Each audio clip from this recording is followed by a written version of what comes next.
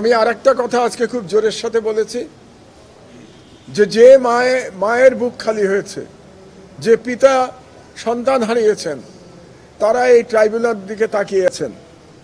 তারা রিভেঞ্জের জন্য তাকিয়ে নাই, তারা ন্যায় বিচারের জন্য তাকিয়ে আছেন, যাতে করে এমন ন্যায় বিচার প্রতিষ্ঠিত হয় এখানে, সেই ন্যায় বিচারের মাধ্যমে বাংলাদেশে আর কখনো কোনো ফ্যাসিস্ট শাসক ফিরে আসার পথ রুদ্ধ হয়ে যায়।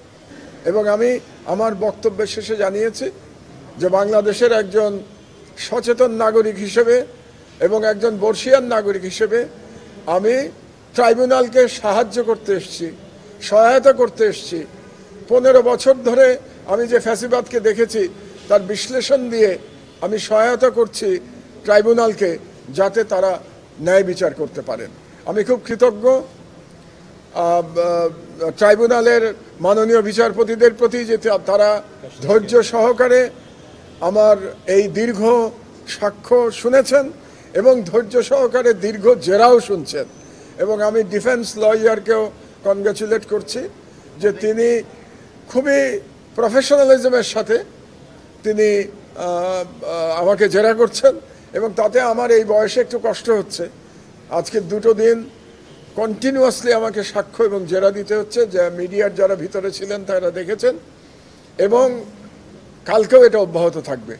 আমি ক্লান্ত হয়ে পড়ছি, কিন্তু আগেই বলেছি যে আমি ন্যায় বিচারের জন্য সহায়তা করতে চাই। কাজে আমার ব্যক্তিগত যতই কষ্ট অসুবিধা হোক না কেন, আমি অফিসে কাজও করতে পারছি না, পত্রিকা অফিসে হলেও আমি মনে করছি এটা নাগরিক হিসেবে আমার কর্তব্য তাদের সব প্রশ্নের জবাব দেওয়া এবং জেরার মুখোমুখি হওয়া। দ্বিতীয় বিশ্বযুদ্ধের একটা প্রসঙ্গ তুলেছেন, নেভার এগেইন। জি, কি বলেছিলেন? আমি যেটা বলেছি যে দ্বিতীয় বিশ্বযুদ্ধে আমাদের মনে আছে যে হিটলার তার দেশে কমিউনিস্ট এবং ইহুদিদের গণহত্যা চালানোর জন্যে তার গণহত্যা চালিয়েছিল, এবং চালানোর পরে যখন সারা পৃথিবী জানতে পারল যে সেই দেশে কি ধরনের জুলুম চালানো হয়েছে, কিভাবে গণহত্যা চালানো হয়েছে, কয়েক মিলিয়ন জার্মান নাগরিককে হত্যা করা হয়েছে, তখন সারা পৃথিবী বলেছিল যে আর যেন কখনো এরকম দানবের আগমন না ঘটে।